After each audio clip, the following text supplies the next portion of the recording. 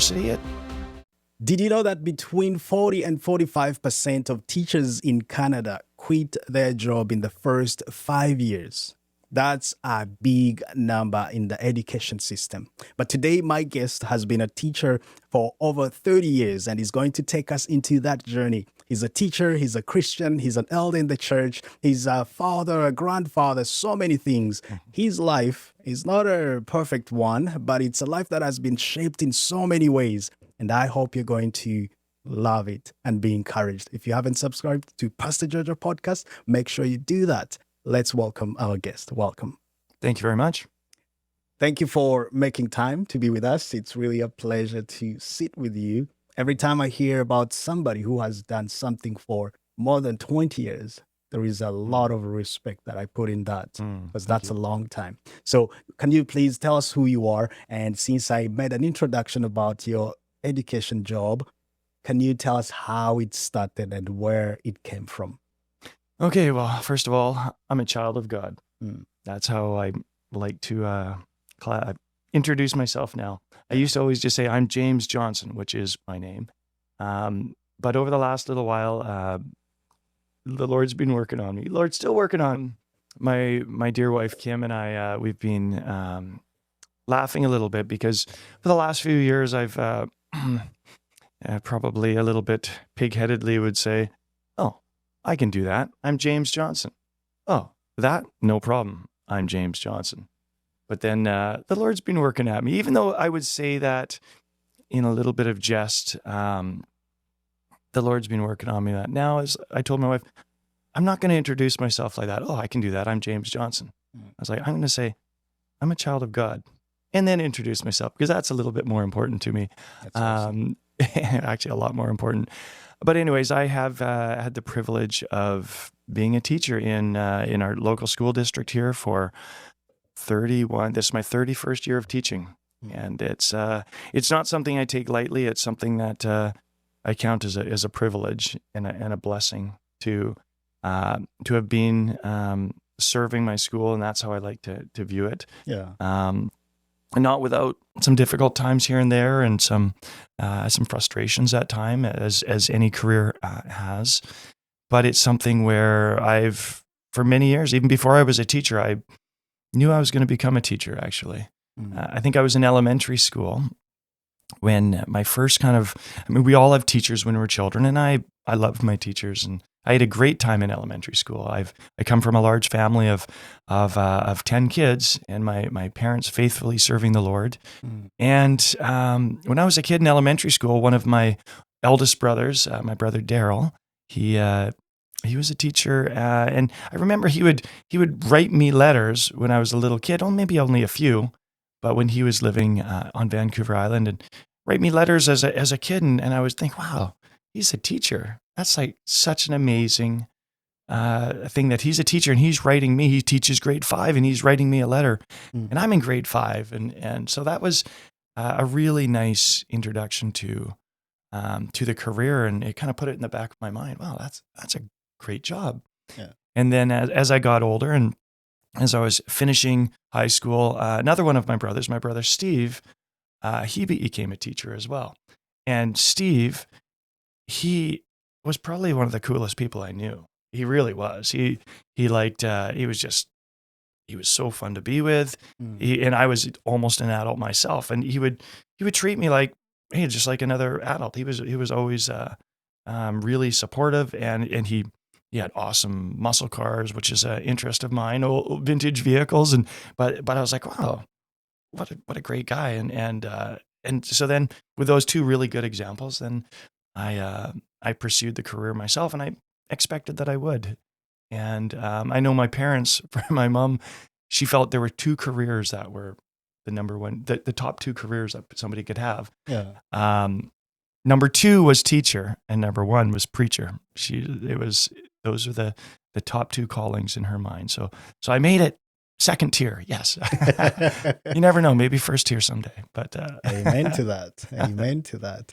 Yeah. So when you grow up now, you started, of course, you want to be a teacher. So when you started your career, how was the first 5 years like? I really enjoyed teaching in the first year. There were some very difficult times, though. You're learning your craft. I was in a wonderful school. I was teaching in an elementary school, and it was something that I really know that the Lord orchestrated for me. At the time, when I first became a teacher, my wife and I were living in Richmond, and I was, as a substitute teacher, I was subbing in Richmond, Surrey, and Langley, and I spent 4 days a week in Richmond. And we were living in Richmond. I thought, okay, we were going to church in Richmond, and I thought this is where my career is going to be. And I was getting into the different high schools and elementaries as a sub, and I thought this is going to be good. Well, once every 2 weeks, Surrey would call me, and I would go spend a day somewhere in Surrey, and then and Richmond would always call the first, Surrey would call second, and then occasionally I'd get a call from Langley. But I had only spent 1 day subbing in Langley, and I was like, oh, doesn't matter. And then one day in December, I received an early call from the sub board, and it was somebody from Langley saying, oh, you want to come out to the elementary school in Langley and fill in for the days. I was like, oh yeah, sure. I hadn't been to Langley forever. And then it ended up, I as soon as I put down the phone, then the phone rang again. It was Richmond. And I was like, oh, sorry, I'm busy for the day. I'm heading out to Langley. And little did I know that would turn into my career. I got out to Langley. I taught that day, and they asked me, they said, oh, the teacher, he's away to the end of the week. Can you stay and come back tomorrow? I was like, oh, great. As soon as you're 3 days as a substitute teacher, your pay goes up. And so I was like, oh, great. 3 days in a row. Fantastic. And at the end of the week, they asked me, oh, you know what? There's 1 more week till Christmas. Can you come for that? I was like, yes. 2 weeks at that higher pay level. I was like, yes. So I did that. And after Christmas, I came back, and it went right to June. And then I had a week or two at the end where the teacher came back. And I was like, wow, that was most of a year. So my seniority had already started kicking in and building at that early time. And then the next September, the teacher was gone again. And then the principal, he brought me in. He said, well, you know what? We really liked you, and we're going to hire you for the year. So that turned into 2.5 years in this one school. Wow. And it was from a phone call that was 30 seconds before another phone call. And then that job became my present job, where I was recommended and hired from the recommendation of the principal at this elementary school into this new school that had just started. And that's a school that is now in its 28th year. And I've spent every year since then, 28 years at this one school. So, wow, it's really amazing to see how you said no to the second call, not knowing what the first call is going to lead you into. Now it's been 30 years. Yeah. And I'm wondering, for the sake of those who are listening, what year was that, and what class were you teaching in your first year? Okay, so it was I started teaching in 1995, and I started in a grade 7 classroom, and it was really special. I think I was closer in age to the students than I was to the other teachers. Okay. So I think I was 24 at the time. Yeah. The kids were 13.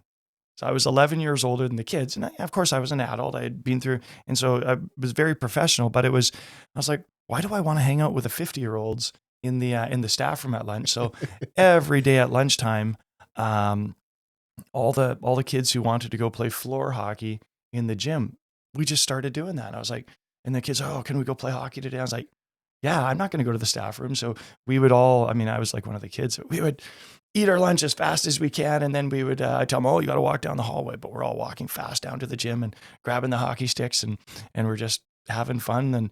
And it was, it was something that was really close. And I did that for 2.5 years, my entire time at that school. It became a tradition. The kids were like, oh, can we come and play hockey with you? And it was something that it was great. But there was tough times that year as well. Probably one of the most, as I look back, one of the most difficult moments or times in my career was one of the children in my class was diagnosed with cancer, and that was was a really difficult time Mm. during my early years, and yeah, that, and just kind of navigating that as a young teacher and as somebody who I'd never really had somebody close to me, and especially a young person, a child, go through that experience. It was something where it was hard to know how to respond to, and hard to keep my focus as a teacher when you're seeing this family that you care so much about and kids you care so much about going through such a difficult time. So Yeah. Just to follow up, what class was that? The first class you taught, what was it? Was it science? Was oh it no, it was an elementary school, so okay? I taught all of the subjects. All So the so subjects. I Okay. would I taught everything from French to art to PE to Yeah. math to, so it was yeah, it was very interesting because some of those areas are not my strength, but grade 7, I mean, yes, I can speak enough French to teach the grade 7s. I can draw well enough and come up with ideas well enough for the art classes to have fun, and Yeah. so yeah, it was a special time those years. That's amazing. Now, when you look back in that time, or in all the 30 years, what are some of the mistakes that you've made as a teacher that you say, I regret these things? I wish I didn't do this. I wish I didn't take this way. There's not a lot of regrets, to be honest. I've tried to be quite careful in my approach to my job my whole life. It is um, something where, yes, you grow in maturity, but it was something that I really maybe prided myself is an interesting word, but I always made sure, okay, I'm going to be on time. That was something that was really important to me. I'm going to um, attempt to really do a thoughtful, good job. I know that in the early years, I probably spent way too much time planning and preparing resources, preparing classroom materials, Mm. doing report cards, probably way more time than I actually needed to. But it was something that I felt was important, and I'm glad I did. Yeah. But as for um, mistakes, I'm sure there's moments where maybe I spoke too harshly to a child, or I didn't know how to deal with a situation. But there was nothing that I would say, that was egregious mistake or whatever. I mean, there were times when in my zeal to participate, when I would, as an adult, maybe a little bit too rough with the kids, but not in a way that was meant to be rough. I mean, Yeah. I accidentally broke a student's collarbone one time. And that was I saw my career flash before my eyes when I was having to phone his mother and say, you need to take your son to the hospital. And I landed on him in rugby, and we were playing rugby, and it was a grade 8 class, and I had told the class, because I wanted to play, because I'm a young man in my 20s, and I said to the class, hey, I'm not going to tackle you. You're free to try to tackle me, but I'm going to just pass and keep the play going. And the kids were like, yeah, that's awesome. Yeah. And this one boy came running with the ball. So I just kind of, he was a strong boy. So I just kind of immobilized him, and I just held him. I didn't put him on the ground or anything. Unbeknownst to me, about 4 or 5 kids piled onto my back. Yeah. And I went down, and this kid was under me, and I landed on him. And when I got up, he's writhing on the ground in significant pain. And I'm like, oh. And I found out that, oh yeah, the next day, he broke his collarbone. Yeah. And the parents were incredible, actually. Like, when I phoned the mom, she just amazingly, she just laughed, and she's like, oh, he probably deserved it. And I was like, no, he didn't. But so there were things like that. Or I would play dodgeball with the kids and start throwing the ball a little bit harder than I probably should. Yeah. Just because you get into it. So that was my youthful approach. But again, nothing malicious did I try. But yeah, it was moments like that were interesting. That's a terrifying story, especially because I want you to talk a little bit on your Norwegian background, because some people might not understand. We might think a 24 years old boy It's a short, a medium height or medium size. Yeah. But you have a background in the people we know as Vikings, fighters, tall people, giants. Yeah. See So this beard? Yes. yeah, the beards, the long hair, and everything. Can you please tell us a little bit on that background so people understand that situation, how terrible, How and terrifying it fearful. was for that child to have this adult man land on him. Okay. Yes. Well, I'm Norwegian and Swedish, Yep. so Scandinavian through and through, and I'm very proud of that. I love my heritage, and it's something where I've had a chance to connect to my distant relatives. But yeah, I'm 6'4" and roughly 215 pounds. So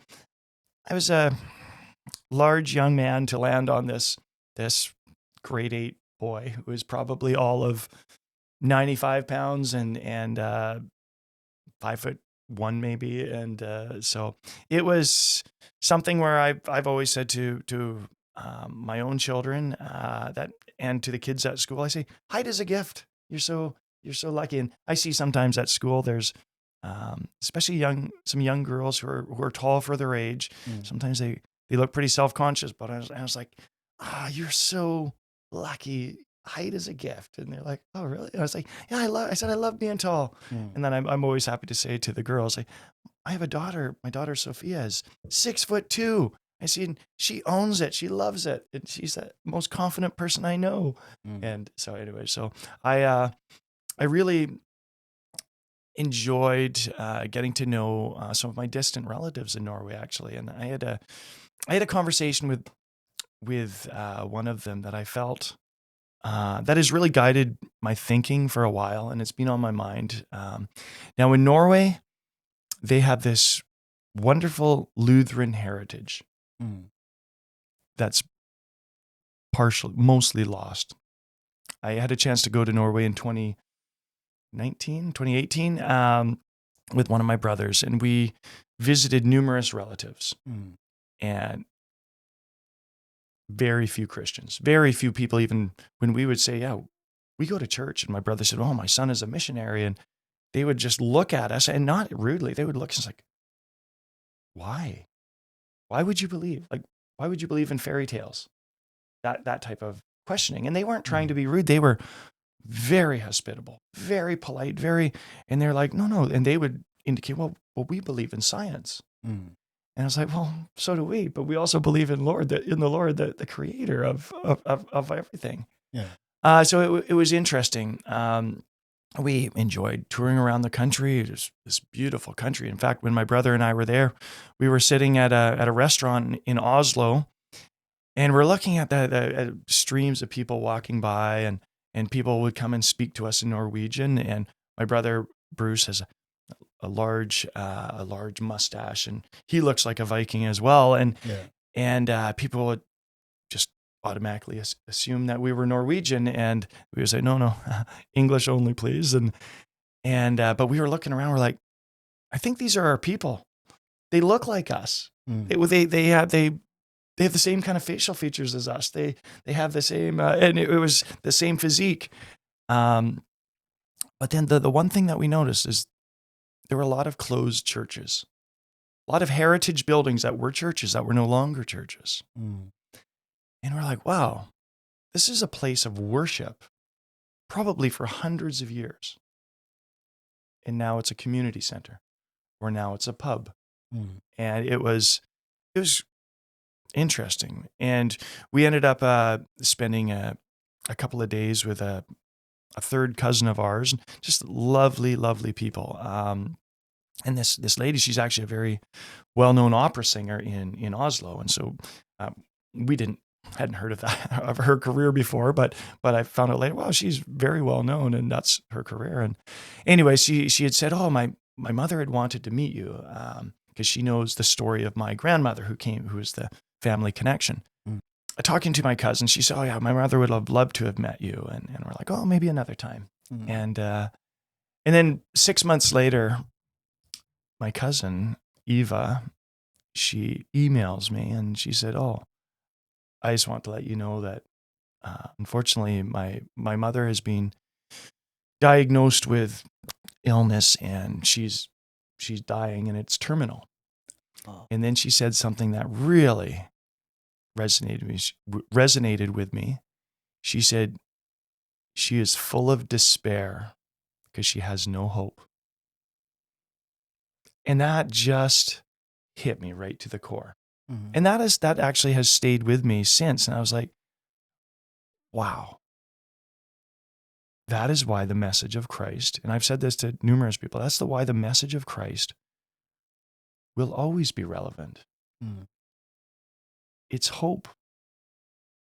He is hope for those who feel no hope, for those who are despairing. So, I mean, my response, I never had a chance to meet my cousin's mother, Mhm. but I just said, well, I said, I just emailed her, as you know, I believe in Christ, and I pray that your mother has an encounter with Christ before she passes, and I do pray that, and so she eventually passed away, Mhm. but I just that thought in a society where it's very secular, very science, very proper, very polite, but then just to hear like this woman who probably had a wonderful life of just probably educated, everything was going for her until the end, and to hear that, she felt she had no hope, Mhm. she was despairing. So that is something that's I've thought about a lot actually over the last few years, and I was like, oh, interesting. That's why the Great Commission is still Yeah. the Great Commission, Yeah. where we need to go, and we need to speak the name of Christ to those who don't know. How will they know unless there's somebody to be sent and somebody to preach? So, Oh, yeah. amazing. Do you ever feel called to go back to your roots and take this message of hope and salvation and life that you have received to them? I've thought about that, and I definitely I've said I remember I've talked to my same brother and to others saying I think Norway needs missionaries going to it. Mm. Norway and Sweden, these modern first world Western nations, these liberal nations, they need the message of Christ. Now, Mm. I'm sure there is an active church there. I mean, I know there is, but when I was there, I didn't see a lot of evidence of that, and I didn't see evidence of that in conversation. We didn't meet a single. Maybe we met one. I Mm. think one of my cousins is a Christian, Mm. but in most of our conversations, it was surprise that we believed in the Lord, right? So Mm. Oh, wow. Now that you're a Christian and now you're one of the elders in your church, yes, you've recently been voted in, and being a teacher for that long, I'm Mm. pretty sure there are things that have changed in the system, the things that are taught. Most of the stories we hear and we see in the education system, especially here in Canada and more specifically in BC, uh, most of the arguments are on sexuality and accommodating different sex and things that sometimes do not match with the beliefs of Christians. So, you being a Christian teacher and teaching in a secular world, how do you take that? And what are the changes that you've seen that have been heard for you to deal with? And what are the ones that you've managed to find a way to stand as a Christian, but also as a teacher and be available to your students? Yeah, there's changes in the curriculum that that they're not enforced that you have to teach, but I guess there's uh, different themes, and especially around sexual orientation Mm. and about everything from diversity um, to even how we evaluate children. Mm. There's changes in all of these approaches, and some change. I think all the changes have been put forth by people who are trying to do what's good for children. I really Mm. believe that there's no nefarious um, agenda that's trying to harm children at all. No, the changes that have come there, those are people who care a lot about education in children, However, the worldview is certainly different than what we have as a Christian.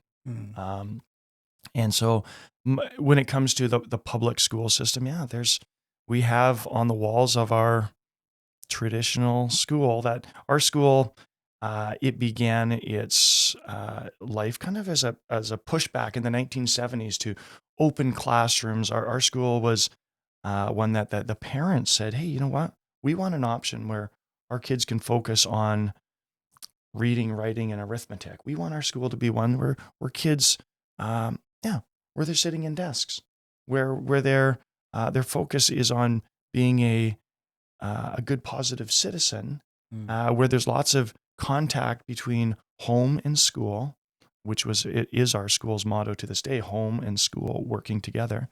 And so this was a group of parents who really cared. Now, it happened to be that there was a relatively large percentage, not all, but probably 50% or more were faith-based families. And this is the public school system. So they asked back a long time ago for a choice program where for parents, families around our district could choose to put their child in our school because it reflected the values, and the parents felt, hey, our values at home are going to be supported in this public school. And that still is the case today. It started in the 1970s, the school with some elementary schools. Nowadays we right up to grade 12. But it has changed a lot. My own children have gone through our school, and they say, yeah, it seems to be a little bit different than when we went there. Yeah. And I was like, well, yeah, in some ways. And that is some of these topics that are not easy to navigate. Children have always been children, and children have always struggled in different ways. But I believe that well-meaning people have decided, hey, you know what? Let's put posters, for example, on the walls of the hallway to say, hey, these are all the different sexual orientations that you might be. These are well-meaning people who care about children. Is that the approach that I would have to supporting a student who's struggling? No. But once it's there, it's as an individual teacher, if I were to go say, no, we're taking all those posters down, I don't agree with that approach, that's impossible. I would likely get called to account for that. And it's like, well, who are you to make this decision for us? So it's something that my approach is certainly I have a real heart for kids, especially kids who are struggling, whether it's with behavior, whether it's with home life or their own self-concept. But I definitely work hard to, and sometimes it's hard work to see them through the eyes of God. And that's what I pray in the morning. I was like, Lord, help me see these children with your eyes, and help me love these kids with your heart. And some of the kids, they give me a run for my money, where it's like, okay, Lord, give me patience, because it at times in a high school, it's not always easy, but Yeah. I hope that and I desire to be, and I pray to be one of the teachers who the kids know, hey, they can come to me. Now my way of presenting what I believe is through how I teach. And I teach a health curriculum as well. And in my health curriculum, well, people kind of laugh about, oh, remember when it was just abstinence being taught in the schools for sexual education, and my colleagues laugh about that. And I'm like, actually, I still teach that. I teach that it's okay to wait. And I've had kids. I had a grade 10 boy a couple of years ago. All his friends have girlfriend. I think he had a girlfriend at the time, and he asked me in front of these other boys. He said, "So, Mr. Johnson, like, when should I start having sex?" And I was like, "Thanks for asking my opinion." And I said, "For sure, you need to wait till you're married." He's like, what? And all the kids were like, oh, what? And I was like, of course, that's the best time for it. That's the right place for it. I said, you asked my opinion. And I said, I care about you enough to tell you this. Is you need to wait till you're married. I said, and that by that time, it doesn't become it's not this pressure that wrecks a relationship when you're a teenager or something you feel guilty or you feel. I said, wait till marriage. And it was interesting. I have no idea what that kid's choice, but I was like, no, I'm going to always still speak the word, even though I can't preach from the Bible. I can still tell them biblical concepts, and I can still tell them what they need to hear from as a Christian. And so I think probably most of my students know, and I slide that into the conversation. I was like, oh yeah, when I was at church this weekend, I was having a conversation with them because I want the kids who go to church to suddenly like, oh, there's an adult who's happy to tell us that he goes to church and that he at Christmas time, people thought I was pushing it because there's an element of this even my colleagues who don't want you to put anything up that reflects the birth of Christ at Christmas time. So I said to my wife, okay, I need a nativity scene for the PE office because I teach PE. And so my wife bought a beautiful little one. So I put that up and I was like, that's not visible enough. So we had a nice 2-foot long sign that said Christmas, and the T of Christmas was a beautiful big cross. And I was like, yeah, this is going up. And you know what? It was something where, no, hey, I'm not proselytizing, I'm not preaching, but I'm like, no, you know what? This is important. And this is who I am. And then I joked later, I told my colleagues in the PE department, I was like, come Easter, I'm putting a 6-foot tall cross right across, right in our PE office for Easter when that happens. And they're like, oh, they're all rolling their eyes. But anyways, it's something where it's important to have Christian teachers in the school, and it's a responsibility. It's as a Christian teacher, I believe not to preach at the kid and not to proselytize, but it is important to be a presence and to still be there, even if I'm just praying in the morning. And for students who struggle, and for me to have, like I said, the Lord's eyes and the Lord's heart for these kids. And I think, this is we need Christian teachers in the schools, in the public schools, for sure. And it's a great career. I've loved my career. So on that note, you mentioned the posters that will be posted to help students to understand what they're going through, the troubles they're having. And I always wonder, is the best approach to help somebody who's struggling to tell them that they are okay in their struggle? Is it the best way? And like you say, the motto of your school was home to school, school to home, connection of both, partnership of both. Then are those posters approved or shown to parents before they are posted in school? Because to my understanding, they have nothing to do with science. They have nothing to do with what they're learning in school. It's about what they're going through and how they're struggling. If it's a partnership of school and home, what's the role of parents? Is there room for parents to say, these are our kids, as much as we know they're in school, yes, you know them because you spend time with them, but we're also home. So this is what we think that could help. We want to be there. We also want their teachers and their classmates to be there. So do parents have that room, especially here? So I'm talking about here in BC. I don't know about other provinces or other countries, but here in BC, do parents have that room to say something and contribute to those struggles? That's a great question. I don't think there's as much say as there used to be. I know 20 years ago in our school, posters like that would not be up in the hallway.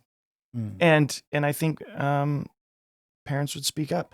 Now, I think also the clientele in our school has changed. We live in a liberal province. We live in a very liberal country.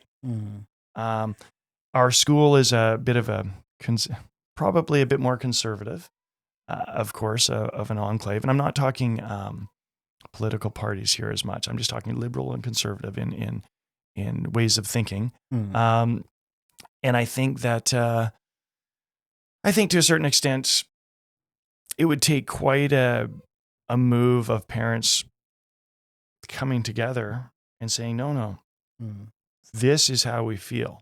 We've polled the parents. We're united in this, and we don't want this in our hallway. Now, in the public school system, this is encouraged right from the top down, from the Minister of Education down. No, we want this in the school to support children. Yeah.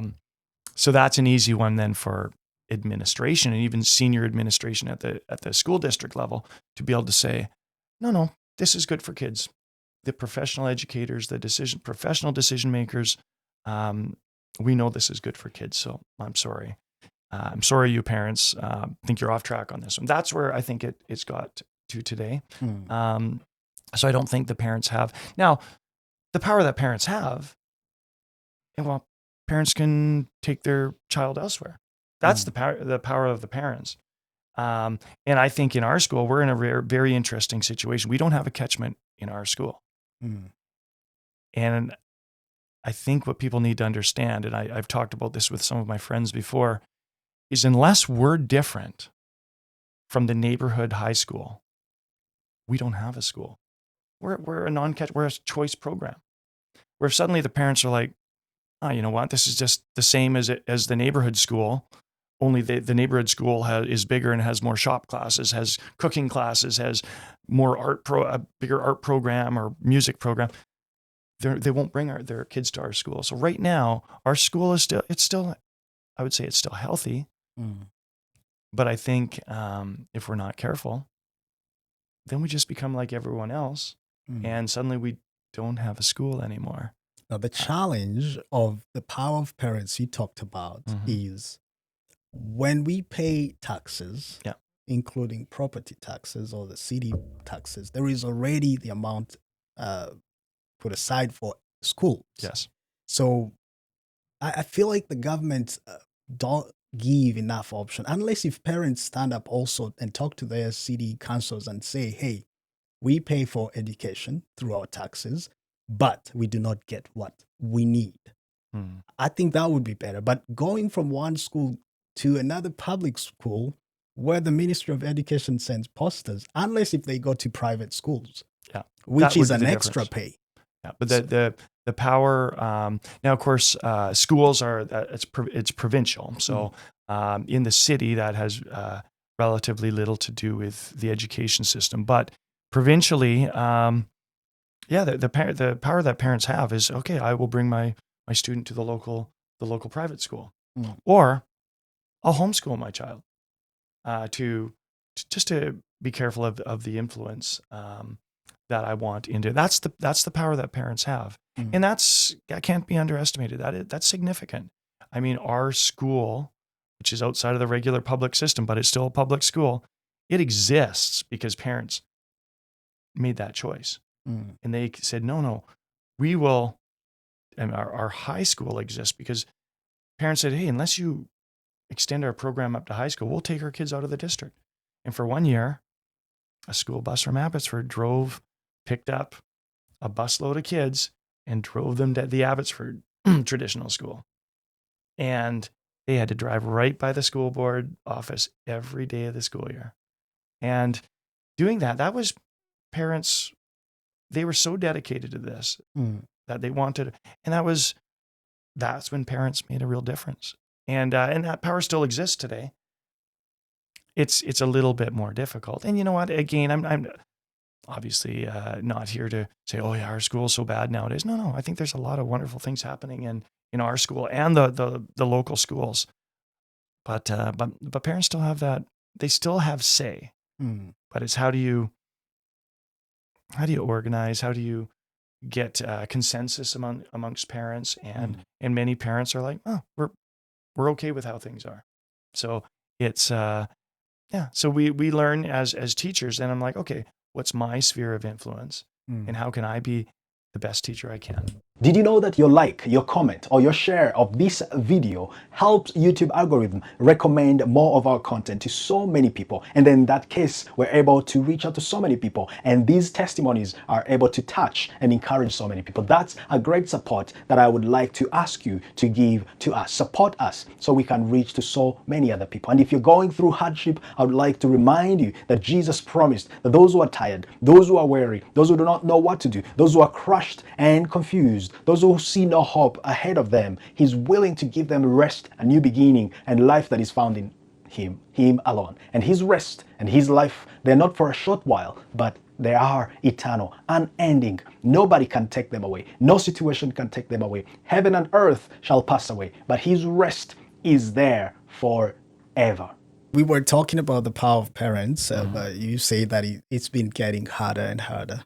I can't imagine on the point of view of a teacher when you see that when you're presented something that doesn't match your values, and parents have no say, because as much as your teacher, you're not a parent to these kids.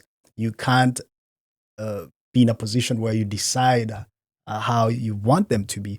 But on the other hand, it sounds like the system, the education system is becoming more of that.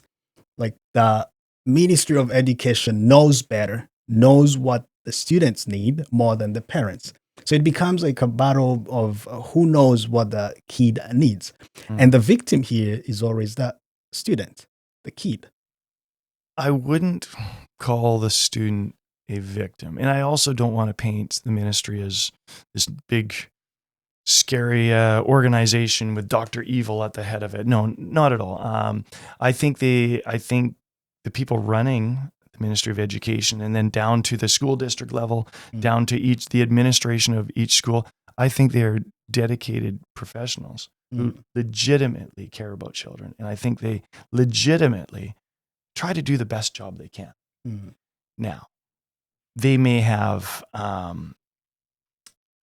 mindsets that are different from a Christian worldview, but they still care a lot, and they care for the best education for the children. And so I'm convinced of that. If I wasn't, I couldn't work in the public system. I am convinced that the public system has the best interest of the child in mind. Now, does it align with my biblical values, especially when it comes to maybe influencing a child? Well, hey, maybe you're this, or maybe you're that, or maybe you're the other thing, and then say, oh, the cisgendered people. I think no, I don't agree with that, and I think the best thing is to help kids to know that, hey, if you're struggling, it's okay to struggle with various things, and you know what? You're still loved. That's what kids need to know: is you're loved, you're valued, you have a future, you have hopefully a glorious future. But to help navigate through that, and I think there's a lot of professionals in whether they're Christian or not. There's professionals in the school system that's how they're in education to help kids and to help them get through these years. So I'm quite positive about the education system as it is.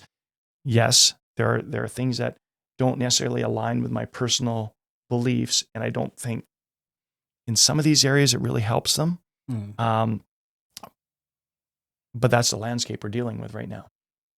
So I think like I said, parents, they still have the say. Public school, which many feel like, oh, well, we have to work. We can't homeschool. We have to go to work. So yeah, then you and parents might be like, well, you know what? We can't afford private school. If we could, great, but we can't. Now, often the same issues that are in the public schools, those are the exact same issues that are in the private schools. Of course they are. Kids are kids. Kids are influenced. I think one of the hugest differences from the start of my career to now is the technology and the influence of people outside of the family. I think that through social media and the connectedness at all times, with their friends, with their peers, with influencers. I think, yeah, these kids, it's not easy for them, but that's our new reality across the world. How do we deal with this? And it's sort of like, that's one of my jobs is like, okay, hold on. Give yourself a break from your phone. Yesterday we watched the Canadian Olympic team, and my colleagues and I were like, oh, let's give these kids a chance to sit in the gym and just watch this hockey game. That's part of our Canadian culture. Well, I'm looking over, and 2/3 of the kids, and there's probably 100 kids on sitting in the bleachers, just or in front of the big screen. Probably 2/3 to 3/4 of the kids are just looking at their phones and playing games on their phones. And we're like, okay, you know what?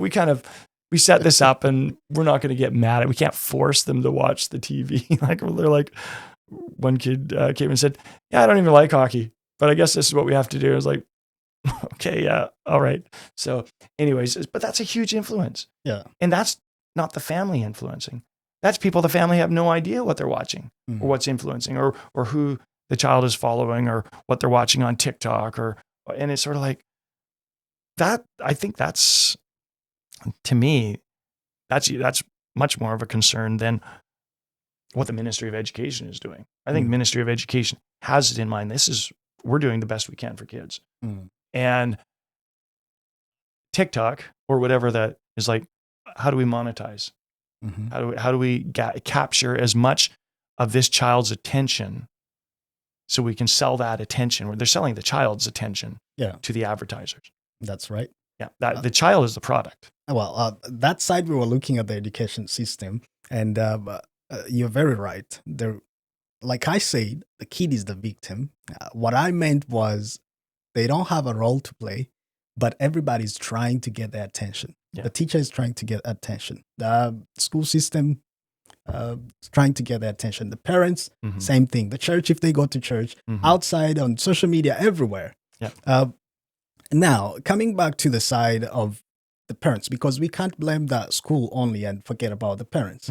Like you said, some parents will say, let's do homeschool. That's a great option. But some parents say, we don't have time to do that. Right. We need to work and make money, and let's have them be somewhere. Then we forget the principle that the best school for a kid is home. And this is also to Christians who say, my kid will be taught on Sunday. They will be taught at school. That's it.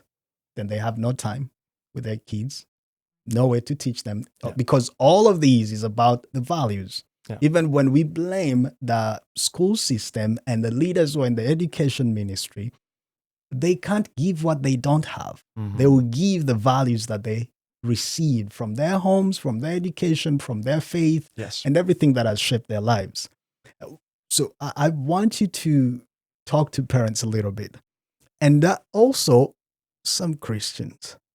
Talk to parents and Christians, their role in educating a kid outside the classroom. Okay. Well, you're right. The number one teachers for the child are the parents. In fact, they say, whoever speaks first to a child about any issue, they're the expert. So if it's the school, the teacher, talking about sexuality to the child first, well, they're the expert. If it's the parent broaching can be a difficult topic depending on the age of the child, but if it's the parent introducing these things, well, then they're the expert. And so and that's with anything. How do you parents want to talk about social media? Guess what? Well, parents might have to get up to speed on that if they're not on social media regularly. Well, maybe they need to understand what it's about and then talk to the child.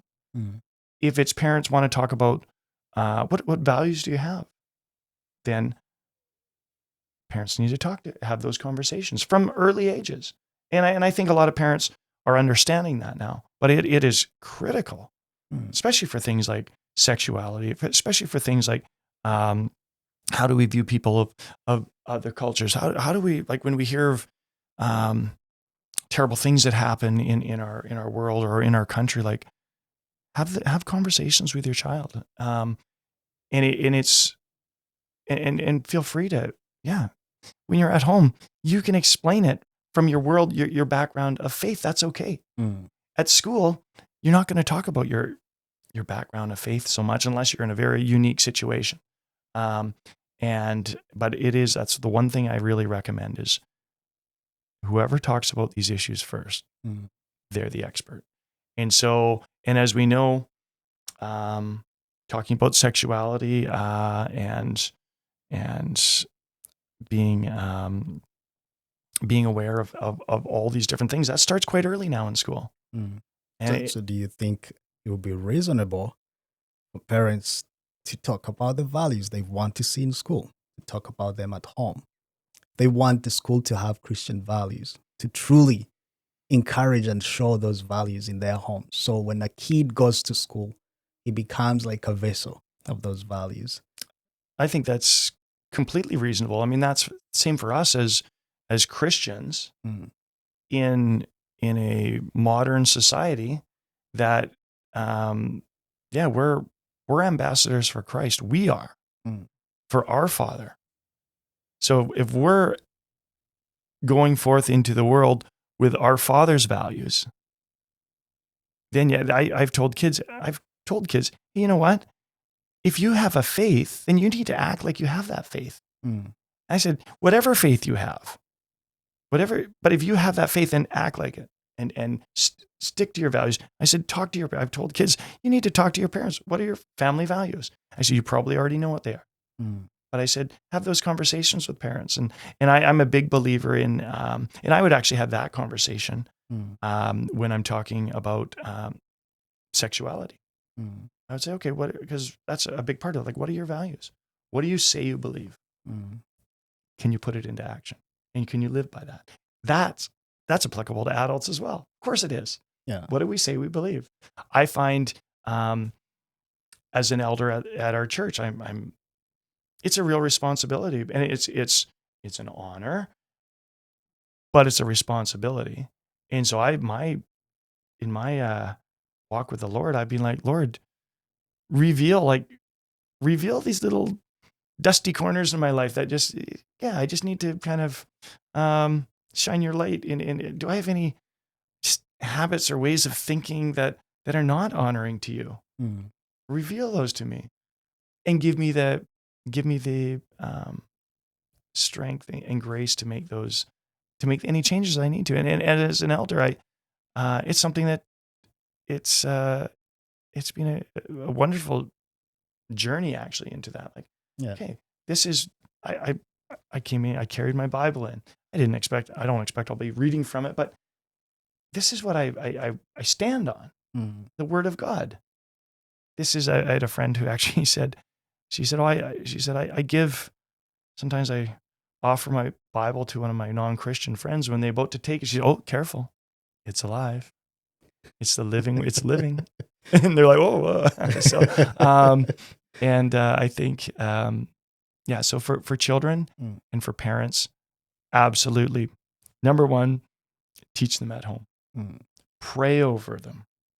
Pray that when they go to school, if the Lord needs to create a little hedge of protection around their minds for certain topics, but don't blindly just like, okay, yeah, well, they're going to look after it. And I know it's hard. We're all busy. All busy. Yeah.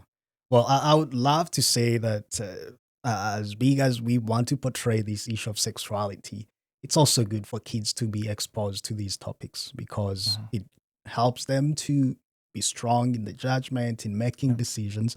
Of course, kids will make mistakes, and that's the best lessons that we get best lessons from mistakes. And I would say that sometimes we need to not worry that much unless if we're not doing our part as parents, as educators. So I want to go on a different subject. Yeah. And I want to let everybody that is watching that this subject, it's a very sensitive subject, but we also, I want really to hear your views. Okay. I've been in Canada for a very few years. This is my 6th year. And when I came to Canada, of course, I knew that there are multiple cultures in one country. where everybody is given freedom to live the way they want, to express their feelings, their culture, and everything, and their values. But my first years in Canada, I was wondering, what's the culture of Canada? What's the Canadian culture? Because I know it's an open country, but there has to be traditions that have stood for years. So what are those cultures and how are they taught? So when I started looking into teaching cultures, people being exposed to Canadian ways of living, then I would hear this other side that says, don't push your culture to other people. And then there is a saying in Rwanda where I grew up from. It says, when a country loses its culture, it has lost itself. So there is no country without a culture. Yeah. What do you think? I know we talked about 31 years in education, but I'm pretty sure education system is one of the most important ways that people are shaped, especially culturally. They're taught the hymn of the country. They're taught the culture, things that people do when things are done. Canada, that's where it's taught and emphasized, all these traditions that are done in a country. What's your experience in the last 30 years, the changes that have been happening, and where do you see our country going culturally?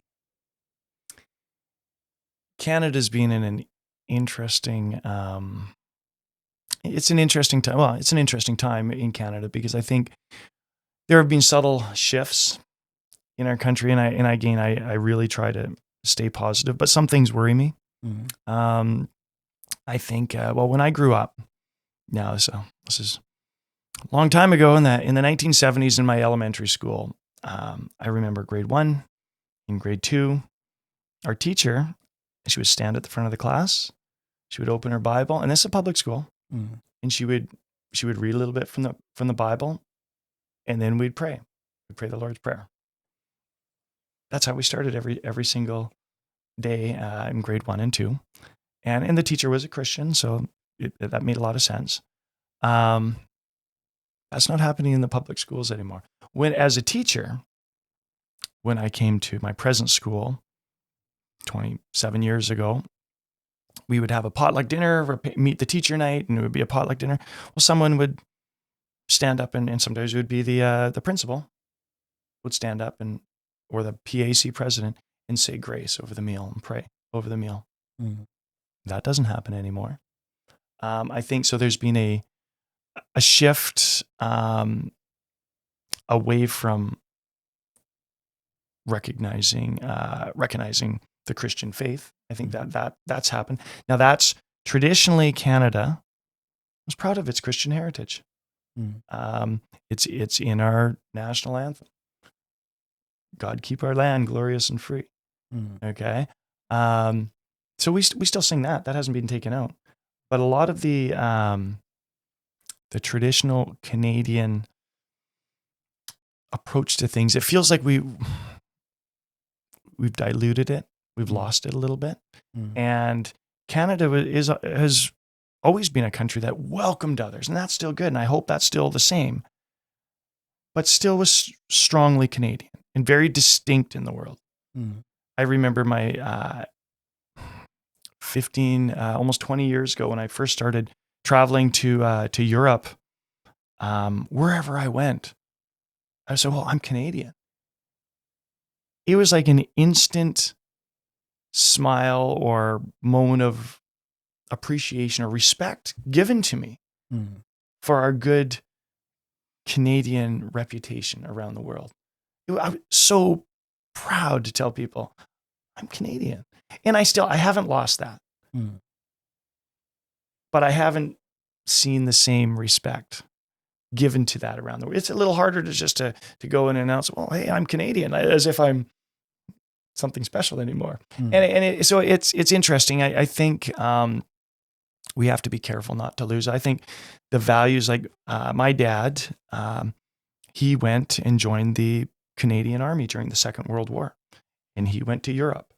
That's what these good Canadian boys of the greatest, they call them the greatest generation, the generation that fought in the Second World War. And I think, yeah, that's what Canadians were known for. We stand up for what's right. We put ourselves on the line. Mm. We protect our citizens. We protect kind of the influences in our society. We protect our country. And I don't think we've completely lost that, but I think we have to be careful. Mm. And I think, and without getting political, I'm not interested in getting political, but it's been a struggle in our country for a while now, is to maintain, and where the citizens feel happy, like, hey, you know what? I work hard and I can get ahead. Sometimes now it feels like, especially where we live right now, just outside of Vancouver, where we work hard, but it still feels like, okay, I'm living paycheck to paycheck. That's how it feels sometimes. Like you look at the price of groceries, you look at, like, how did inflation get so, and that there's decisions that are made that lead to the prices exploding everywhere for anything, and maybe salaries or wages not quite keeping up to the inflation, and suddenly it's sort of like, I've only got a few years left to teach. And I'm thankful that I have a pension to fall back on, but it's sort of like, wow, it's not freedom 55. No, it's still working hard at 55 to make ends meet, right? And so I think we have to, as a country, we have to be careful with that. And that's what I would suggest for our leaders of the country, is not to lose sight of who we have been as a country, and our reputation around the world, and our reputation amongst our own people. And yes, still protect people, welcome people to our country. So yeah, it's an interesting. I have lots of pretty strong opinions about different areas. Yeah. Okay. Let's touch on a few areas. One, competitiveness. I don't know so much on the history of Canada, but the little I know is that Canadians are competitive. They strive for excellence in what they're doing. So if you're a teacher, you better be a great teacher. If you're in the army, fight and protect your country. If you are a musician, do the same thing. Go all in.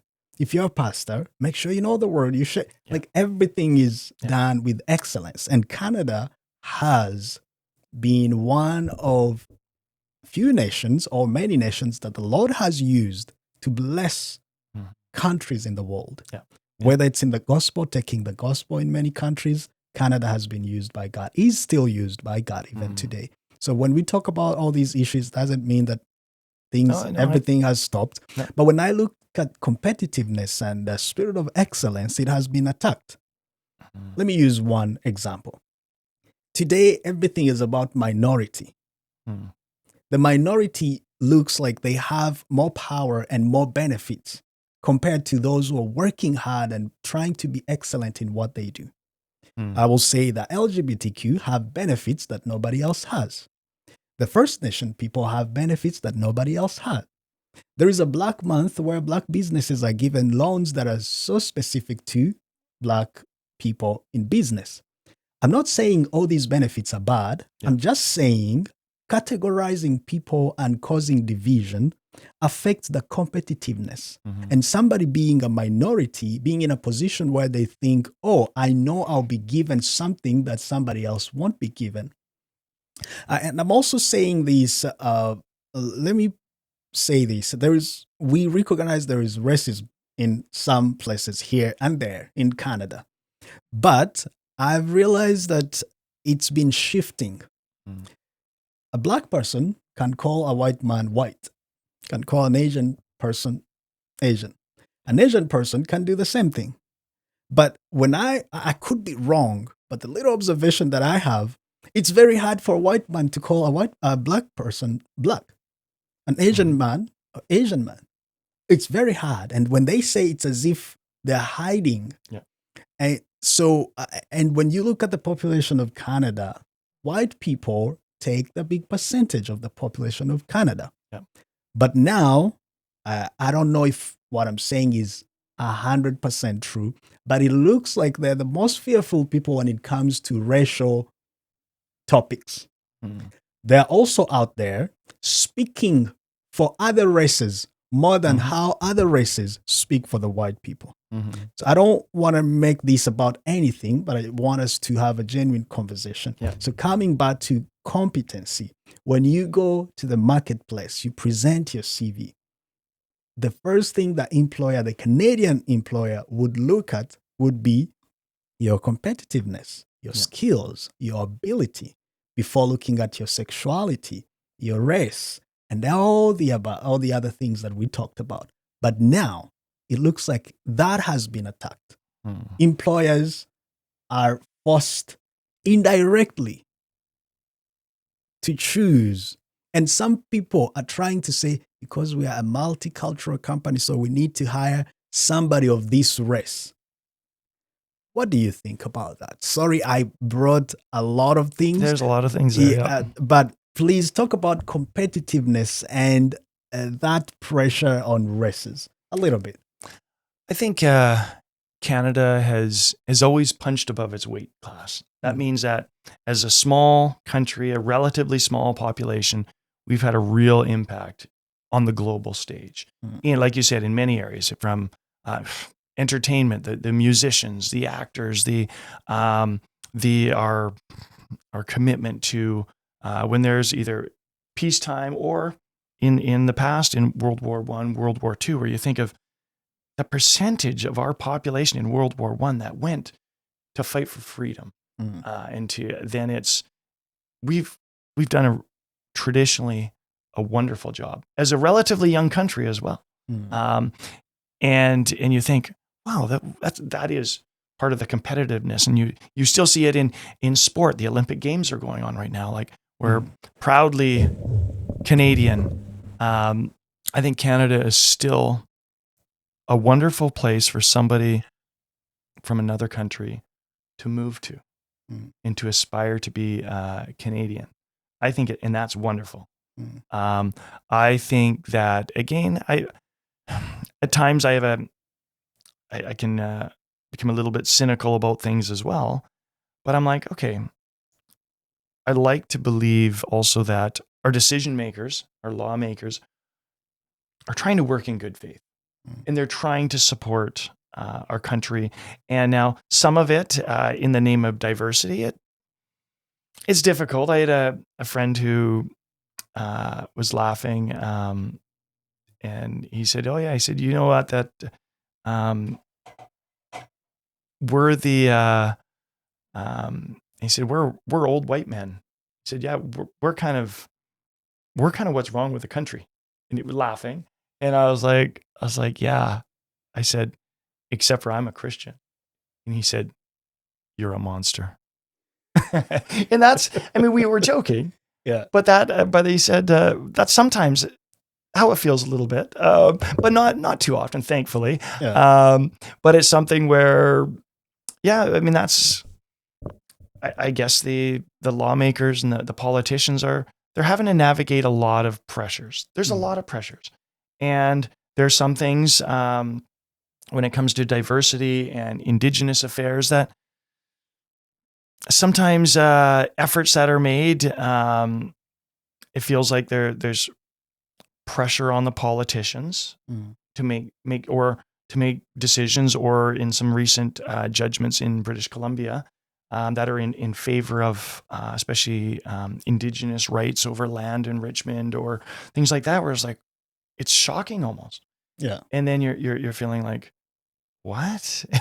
And it feels sometimes like identity politics. Can you elaborate that more for those who don't live here, Okay. or who don't even know what's happening about that decision? For sure. Yeah. So we have the Indigenous population that in our province that and in our country that predated European settlement in British Columbia and in the rest of Canada. Over the last, let's say, 30 years, and less. I mean, now it's called Truth and Reconciliation, where, like, okay, we are going to where the Indigenous population was they were treated in ways that a lot of people find like, oh, that was a very difficult time in our Canadian history, where instead of the free ranging, free roaming lifestyle that some of the indigenous people had. Then as white people really kind of came into our province, and then Canadian laws were made, and there was reservations that were set up for the indigenous people to live in. A lot of and the Indian Act came out. Now, a lot of things were very difficult for the indigenous population. And then there became this move to educate more on a modern European-based system of education. Then the residential schools that the government used churches to the Catholic Church and the Anglican Church to help educate the indigenous in ways that bring them up to speed in our new Canadian society. Well, there were some real problems with that. There was documented cases of abuse of these children. So terrible things happened by some let's be honest, some evil people who were in there. Not everybody, but there were some very sad, unfortunate things that led to a lot of dysfunction in people who were victimized by the residential schools, for example.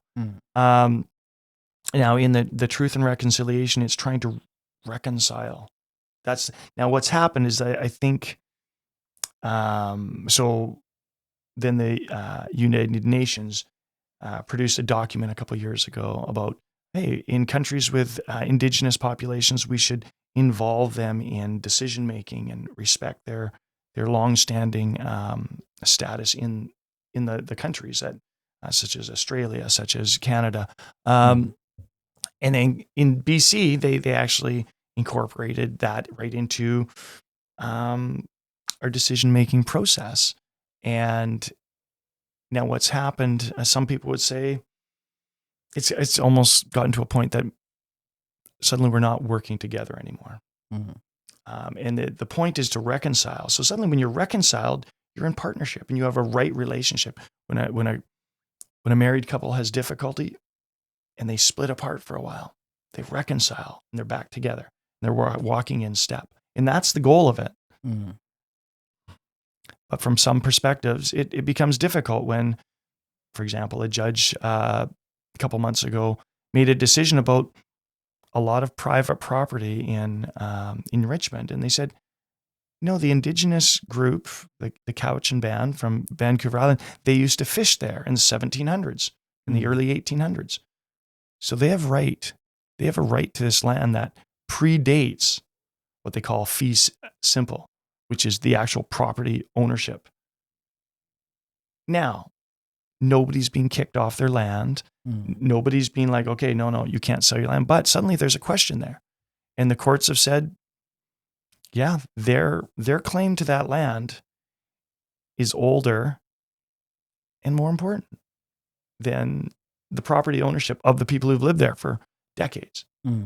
Now, you know what? I mean, I think the Cowichan band has been very careful in how they've approached it, and they've said, well, hey, we're not kicking anybody off their land. Don't worry, we're not doing that. So, but anyways, it's something that creates a question. It's like, well, where will that be in 20 years? Well, and then suddenly the entire province is locked up in land claims and in the courts. And suddenly I think there's and so what worries me is like, now is reconciliation, is it being used for political sway or monetary advantage? And that's a difficulty. And that's an example where, we, as just the average Canadian, I've been, my grandparents came at the start of the 1900s. So my family's been in Canada for 120 years. That's my family. My grandparents came to Canada. And I think, okay, what are the rights over my own property that I've worked hard my whole life, my whole working life to work on this mortgage and to finally looking to pay it off soon. And it's like, And I think a lot of people have those concerns. Yeah. in our country, and people who are not against diversity or not against the Indigenous at all. No, I understand. I have in fact, when my family came to Canada, my grandparents, they settled in Bellacoola. Where is that? Well, which is up on the west coast of BC, Mm. and in an area that there was a Norwegian settlement there, where a lot of Norwegians came because it reminded them of Norway. These fjords and these great big mountains. Well, in 1935, there was a flood, and my family lived right on the river. Well, the river flooded, and the family homestead suddenly became an island with a rushing river suddenly going on both sides. And as the river rose, now my grandfather, he was away. He was away probably on a fishing trip. And so my grandmother and my mom, who was just a little girl at the time, it was 1935, and the land was shrinking and shrinking and shrinking, and they were in danger of all being killed. Like if the whole thing gets flooded, they're all dead, all the little kids and stuff. Well, it was the local indigenous group, the Nuxal nation, that my mom said they suddenly showed up in their great big long canoes. These indigenous men paddling out to save this homesteader white family from Norway. And she said their lives were saved from the bravery of these indigenous men. So I think of that, I wouldn't be around except for the bravery of these indigenous men who came on their own accord. They realized, okay, this family, all these children, they're gonna die. And so I know my mom had a lifelong love and gratitude for the indigenous. She really did. And I have that gratitude as well. But there's that. But then I'm like, but there's also questions like, oh, where's this going? Where's this going? And it's something that, as an educator, I love seeing kids from different cultures in my school. I love hearing their stories. I really do. And I love hearing about, where did you come from? And it goes, my parents we're from Syria, and we're from wherever. And it's sort of like, okay, what do you think of this? And they're like, and their kids are just kids. They're interesting to talk to. And but I think we have to be careful as a country and as a province. But still welcome people, but be careful. It's not on the backs of other citizens as well, right? Yeah. And not like I love what Dr. Martin Luther King Jr. what he said. Like, hey, I have a dream where people are not judged, where people are judged by the quality of their character, not by the color of their skin. That is the message. That's a fantastic message, and it applies today. So would you say that we're losing it as a nation? Not completely. But No. I'm very cautious about putting out statements like that because I think we just have to be cautious. I'm not sure we're losing it, but I think we have to be cautious that we're supporting them, that we're supporting everybody. I think that's the key thing. Some of the things that really, really bothered me, for example, with the conflict, I guess, with Israel and Gaza and Hamas. That was interesting to watch, to see how it plays out in Canada. And there were many protests, Free Palestine, all over the place. And watching in Montreal, where protesters were, and other cities where protesters were allowed to march around and march through Jewish neighborhoods, saying hateful things, saying how much they hate Jews, they hate Zionists, and I'm like, what are we doing to protect those citizens? What are we doing to protect the Jewish citizens of our country? Like, okay, yeah, we'll protect, I'll protect any citizen. But hold on, these hateful things are being said about this group. Where's the protection for this group? And that really bothered me, and when that was going on, because I was like, no, we need to protect them too. So are you sure we're not losing track on valuing a person based on their character, not their race or where they come from? Am I sure we're not losing track? I'm not sure we're not losing track. I think it's sometimes it feels like it's wavering. It's wavering that now suddenly it's identity politics. Sometimes it feels like that, like, hey, this is your identity, so that means you must be a certain way, and that means that's the old. If somebody's oppressed, it must mean that I'm oppressed, so there must be an oppressor. Who's the oppressor? I think that, and that's a very Marxist idea. Yeah. Like, oh, there has to be an oppressor because this person feels oppressed. Oh, I'm in this category, so it means I must be oppressed, and you're the oppressor. And I think we have to be really careful about that, because that's not going to help anybody. And I think, and that's not what Canada is. Canada's always been like, no, we protect people. We're not trying to oppress anybody. Yeah. But again, different people's perspective, right? I grew up in a hard work. My family, my dad, and my hardworking people. They worked so hard to provide a roof over our head, food on the table, clothes on our backs. We didn't get anything for free. Worked hard for every single thing. I know. I feel like, okay, you know what? I work hard. I spend long hours in my job. I care a lot about. I work hard for the things we have, and God has blessed me a lot on that way too, right? But I guess what gives me a lot of comfort is in thinking about, you know what? We're still on God's timeline. God is in control. Ultimately, God is in control. I'm a visitor. I know where my true home is. Yeah. And my home is with the Lord. But I want that to be the home of the people around me too. That's why we still have to go and make disciples in all nations, right? But ultimately, that's a real comfort to me. It's like, okay, the Lord is still in control. Yeah. Even though when we have moments where we feel frustrated, or I was like, oh, where is this going? Like, God's got it. Yeah. God's got my back. God's got all of ours as his people. All these things we have talked about, they cause frustration to some people.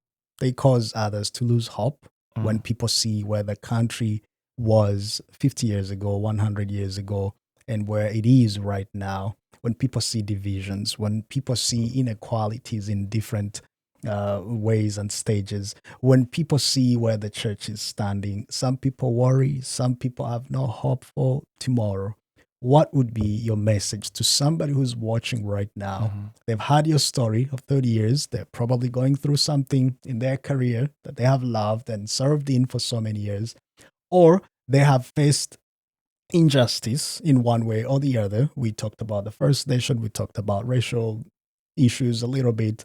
They've faced injustice or racism somewhere. What would you be your message to all these people? Oh, you know what? Then my message is, don't look for division.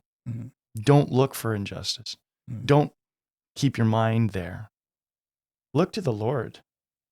Look inward, like, am I helping, or am I hindering? I mean, I'm pleased. I love this was my mother's Bible, and I love reading her notes in her Bible. And when she passed, this was what I got. And I love reading some notes where she wrote her dad's favorite verse. And she wrote beside it Papa's favorite verse, which is what she called her dad. And it was, may the words of my mouth and the meditation of my heart be acceptable in your sight, Lord, my Redeemer and my strength. That's what we need our meditation of our heart. We want to honor the Lord with it. So that's what I would say. Don't look, because I think if you're looking for injustice, if you're just looking for injustice and you're frustrated and then you're part of the problem. Yeah. You're part of the problem. No, look for how do we build bridges, not burn bridges? How do we tear down walls, not build walls? How do we love others? And I think as Christians, we need to lead the way in that. They'll know that we're Christians by our love. And so my if I'm frustrated all the time or I'm looking at my feed on Facebook or whatever, and it's just, I mean, the algorithm will feed you whatever you start looking at. Yeah. I took Instagram. I didn't really use Instagram much, but I took Facebook off my phone. I was like, no, I don't need to put that into my mind. I don't need to have arguments with people who just want to have arguments. And I'm like, am I just like, my beliefs? Sometimes you're throwing your pearls before swine, right? And so I was like, no, I'm not going to be part of the problem. I'm not going to live in frustration, live in like, oh, I can't believe they're doing this now. No, I'm gonna be part of the solution. Like, how can I help? How can I live your commission, Lord? How can I show your character? How can I show your nature in my everyday walk in life? Continue the transformation, Lord, in my heart. Make me Christ-like a little bit more every day. Yeah. That would be my message, is to not focus on division or frustration or past hurts. Ask God for healing if you need healing, and move forward and towards the upward call. It's not a downward call of the Lord Jesus Christ. It's the upward call. Yeah. Can we have an opportunity to hear two things? One of the notes from your mom in the Bible, and your best verse in Scripture. Oh, you're interested? Yes. Two things, actually. I'll share you the Psalm. One of my favorite Psalm is Psalm 139, and I know it's the favorite of many, many people. And it speaks to the Lord's hand on our lives. And it speaks to, though we are like a flower that will fade, or we're like a vapor, we're described, our human existence here on this earth is so, in the big scheme of things, it's just it's a breath of time. But despite that, Psalm 139 is so beautiful because it shows how God knows us personally, and he gives attention to us, and so many of us know this and love this, but as do I. So, O Lord, you have searched me and known me. You know my sitting down and my rising up. You understand my thought afar off. You comprehend my path and my lying down, and are acquainted with all my ways. For there is not a word on my tongue, but behold, O Lord, you know it altogether. You've hedged me behind and before, and laid your hand upon me. Such knowledge is too wonderful for me. It's high, I cannot attain it. Where can I go from your spirit, or where can I flee from your presence? If I ascend into heaven, you are there. If I make my bed in hell, behold, you are there. If I take the wings of the morning and dwell in the uttermost parts of the sea, even there your hand shall lead me, and your right hand shall hold me.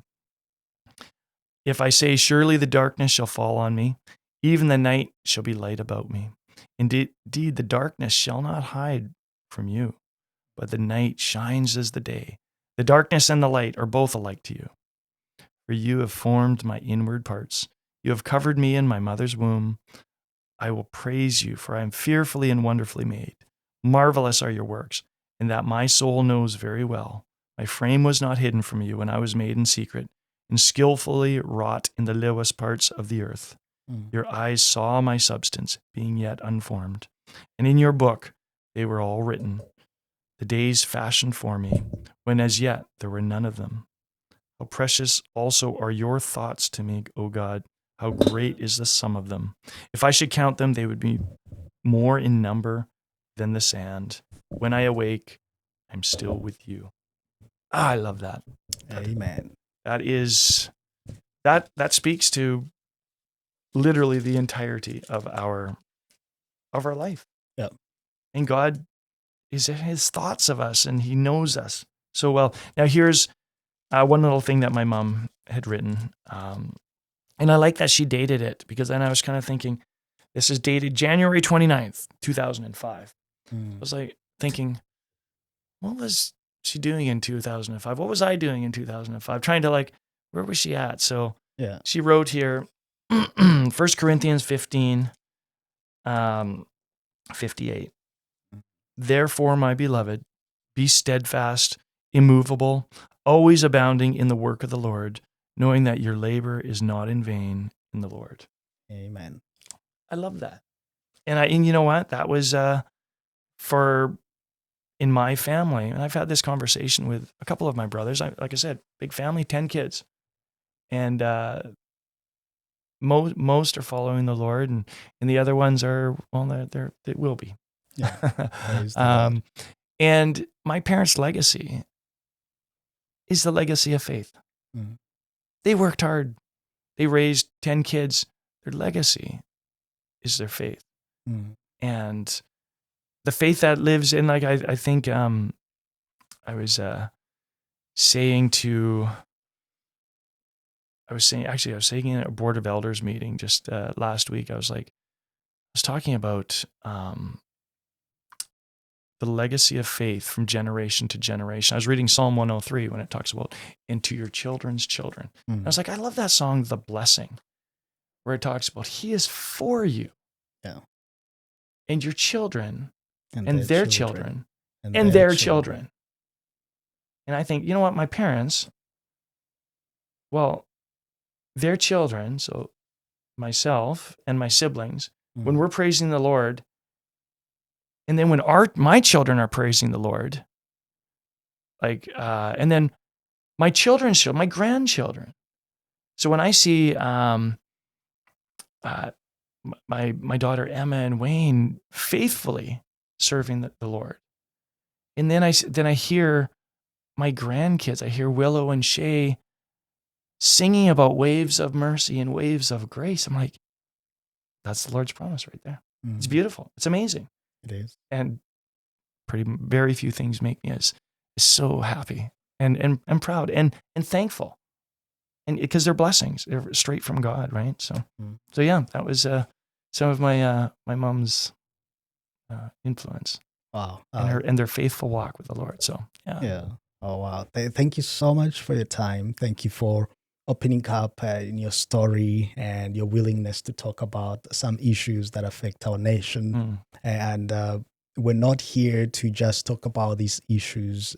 We are also praying that the Lord use us, and those who are watching right now, be part of the change that you want to see in your education system, in your country, and everything, wherever you are, in your church, school, work, your family. Be part of that positive change and bring those Christian values. Let them start with you. Thank you so much, James, for sharing your story. It was a pleasure. Hopefully there will be a time where you will come back and we talk about more. Sounds good. Yeah. Yeah. Thank you for watching, Pastor Jojo. Make sure you subscribe and share with other people. God bless you and see you next time.